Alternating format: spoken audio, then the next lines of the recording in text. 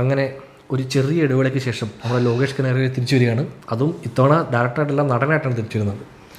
അരുൺ മാധേശ്വരൻ്റെ ഏറ്റവും പുതിയ സിനിമയായിട്ടുള്ള DC, ആ സിനിമയിൽ നമ്മുടെ ലോകേഷ് കനകരാജും വാമിക ഗബിയാണ് അഭിനയിക്കുന്നത്. അതിൻ്റെ ഒരു ടൈറ്റിൽ ടീസർ വന്നിട്ടുണ്ട്. പുള്ളി ഒരു ആൽബത്തിൽ ഇതിനു മുമ്പ് അതെ, ശ്രുതി ഹാസനുമായിട്ട്. അത് കുറച്ച് അൺകംഫർട്ടബിൾ ആയിരുന്നു. അതെ, പുള്ളിക്ക് കുറച്ച് ഇത് എന്നെ നിർബന്ധിപ്പിച്ച് ഒരു തോക്ക് വേണ്ടി അഭിനയിപ്പിക്കുന്ന ഒരു ഫീൽ ഉണ്ടായിരുന്നു. ഞാൻ കൊല്ലാം, പക്ഷേ എനിക്ക് തോന്നുന്നു പുള്ളിക്ക് അങ്ങനത്തെ റൊമാൻസ് ഒന്നും വരുന്നില്ല. പുള്ളിയുടെ പടത്തിലും ഇല്ലല്ലോ അത്. പുള്ളിക്ക് അടിയിടി പരിപാടിയൊക്കെ ഉണ്ട്. ഇത് ആക്ഷൻ പടമാണെന്നാണ് എനിക്ക് തോന്നുന്നത്. കാര്യം ഇതിൻ്റെ മറ്റേ പഴയ ഇൻ്റർവ്യൂലൊക്കെ പുള്ളി പറയുന്നുണ്ട്, ഈ പടത്തിന് വേണ്ടി കുറച്ച് ട്രെയിനിങ് ഒക്കെ എടുത്തിട്ടുണ്ടെന്ന് പറയുന്നുണ്ട്. ഡയറക്ടറുടെ ലാസ്റ്റ് ഇവിടെ നമ്മൾ കണ്ട ക്യാപ്റ്റൻ മിറർ. അത് കഴിഞ്ഞിട്ട് പുള്ളി ഇളയരാജയുടെ ബയോപിക് ചെയ്തുകൊണ്ടിരിക്കുകയായിരുന്നു പറഞ്ഞു. അതെന്തോ ഒരു പോയിന്റിൽ അതിനെന്തോ പറ്റിയിട്ടുണ്ട്, അറിയില്ല എന്താണ്. അതാരാണ് അഭിനയിച്ചിട്ടുണ്ട്? ധനുഷ്. അപ്പോൾ അതിൻ്റെ അപ്ഡേറ്റ്സ് ഒന്നും അറിയുന്നില്ല, അതെന്താ അവസ്ഥ ഒന്നും ഒരു പിടുത്തമില്ല. സോ അപ്പം നമുക്കിപ്പോൾ പുതിയൊരു അനൗൺസ്മെൻറ്റ് വന്നിരിക്കണം, നമ്മളതൊന്ന് കണ്ടു നോക്കാം. സൺ പിക്ചേഴ്സ് ആണ്.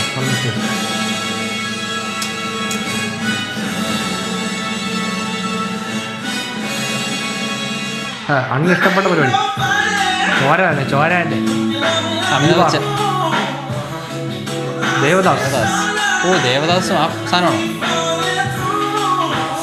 നിരോധ്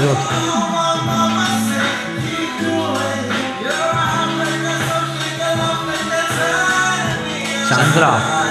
ദേവദാസും ചന്ദ്രയല്ലേ? അതാണ് DC. അങ്ങനെ ഇഷ്ടമുള്ള പരിപാടിയാണ്. ബ്ലഡ്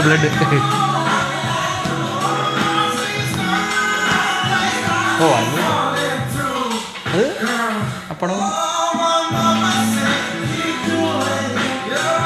ഉദാഹരണത്തിൻ്റെ പെയിൻറ്റിങ് എന്ന് തോന്നുന്നു. ഇതുവരെ സ്റ്റാറി നൈറ്റ് ആണെന്ന് തോന്നുന്നു.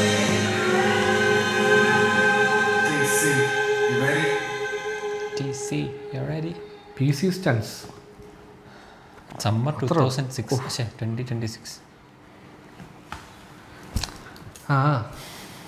അണ്ണൻ്റെ ഏറ്റവും ഫേവറേറ്റ് പരിപാടി തന്നെ രക്തം അല്ലേ, ആൾക്കാരെ കൊല്ലുക, വാള് പരിചയമൊക്കെ അണ്ണൻ ഇറങ്ങാണ്. എനിക്ക് കുറച്ച് മടുത്ത് ഈ പരിപാടി. അതെ, ഇത് കുറച്ച് നമ്മളത് കണ്ട് മടുത്ത് വലിയ ആൾക്കാരെ പോകാ. ഇതെനിക്ക് തോന്നുന്ന ഒരു വളരെ വ്യത്യസ്തമായ ഒരു റൊമാൻറ്റിക് പടമായിരിക്കും. എനിക്ക് തോന്നുന്നു പുള്ളിയുടെ ഏറ്റവും വയലൻസ് ഉള്ള റൊമാൻറ്റിക് പടമായിരിക്കും. അതായത് എനിക്ക് പേഴ്സണലി ഈ അരുൺ മാധേശ്വരൻ്റെ റോക്കി ഭയങ്കര ഇഷ്ടപ്പെട്ട പടമാണ്. ആ റോക്കിയിൽ പുള്ളിയെ പ്രസൻറ്റ് ചെയ്തൊരു മൂടുണ്ടായിരുന്നു.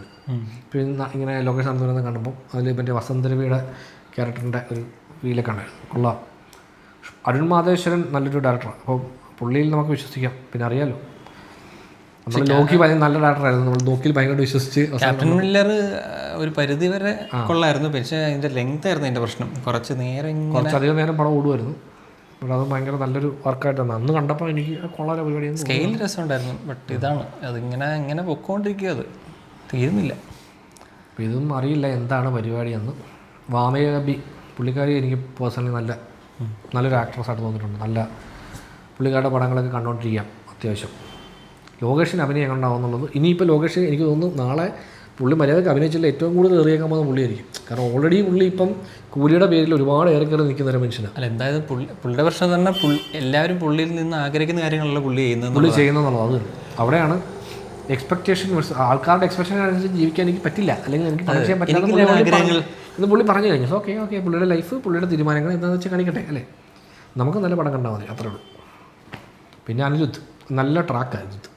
അനിരുദ്ധ് രസമാണ്. അനിരുദ്ധ് ഇടയ്ക്കിടയ്ക്ക് ഇംഗ്ലീഷ് ട്രാക്കുകളെ അത് രസമുള്ള പരിപാടിയാണ്. അതെ, ആ ഇംഗ്ലീഷ് ട്രാക്കാണ് ചെയ്യുന്നത്. എല്ലാ പടത്തിലും ഇംഗ്ലീഷ് ട്രാക്ക് ഉണ്ട്.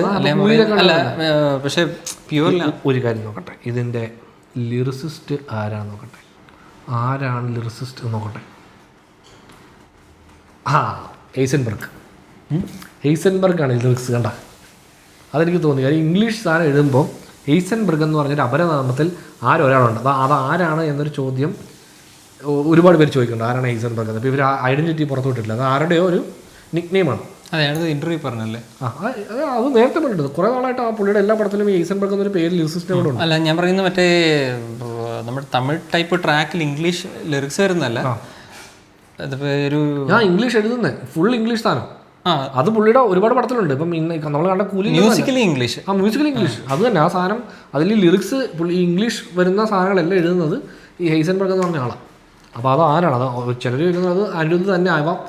അതിൻ്റെ ഒന്നും പേര് വെക്കാതെ മാറ്റി വെക്കുന്നതാണ്. അപ്പോൾ അനിരുദ്ധിനോട് അന്ന് ഇന്റർവ്യൂവിൽ എല്ലാ ഇന്റർവ്യൂവിലും ചോദിക്കും ഹൈസൻബർഗ് ആരാന്ന് ചോദിക്കും. അപ്പോൾ ഹൈസൻബർഗിൻ്റെ ഐഡന്റിറ്റി ഇവർ പുറത്തു വിട്ടിട്ടില്ല. നെൽസണോട് ചോദിക്കും, ലോകേഷിനോട് ചോദിക്കും, ഇവരാരും പറയത്തില്ല. അപ്പോൾ അതാരാണ് എന്ന് അറിയില്ല. അത് പുള്ളി ഒരു അജ്ഞാതനാണ് ഹൈസൻബർഗ്. ഒന്നുകിൽ ഇവർ ആരെങ്കിലും ഉള്ളതായിരിക്കാം.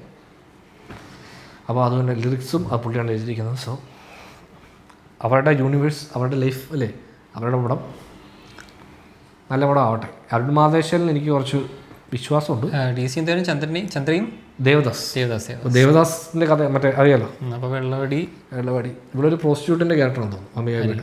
അപ്പം അതെ, അത് മറ്റേ മേശപ്പുറം സാധനം കാണിക്കുമെന്ന് അറിയാലോ. അപ്പോൾ അതുകൊണ്ട് തന്നെ ഗ്യാങ്സ്റ്ററും ഒരു പ്രോസ്റ്റിറ്റ്യൂട്ടും തമ്മിലുള്ള ലവ് സ്റ്റോറി ആയിരിക്കും. അങ്ങനെയാണ് chance. Gangster in the sense gangster എന്നല്ല, ഒരു ഗുണ്ട സാറോ, രാജാവ്, ഒരു ഗുണ്ടായിക്കൊരുണ്ട.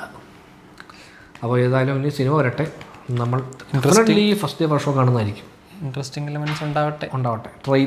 ഇനി പടത്തിൻ്റെ ടീസറോ ട്രെയിലറോ എന്തെങ്കിലും വന്നാലും ഒരുപാട് ഇത് ടൈറ്റിൽ ടീസർ എന്നുള്ള സംഭവമാണ്. പാട്ടിൻ്റെ പ്രൊമോ പോലെ ഉണ്ട്. അതെ. ഇനി പടമായിട്ട് ഇതൊക്കെ ബന്ധമാണോ നമുക്ക് കണ്ടറിയാം. അറിയാലോ എപ്പോഴും സംഭവിക്കുന്നത് ടൈറ്റിൽ ടീസർ ചെയ്തിട്ട് പടം വരുമ്പോൾ വേറെ ഏതോ സംഭവമായിരിക്കും. നോക്കാം.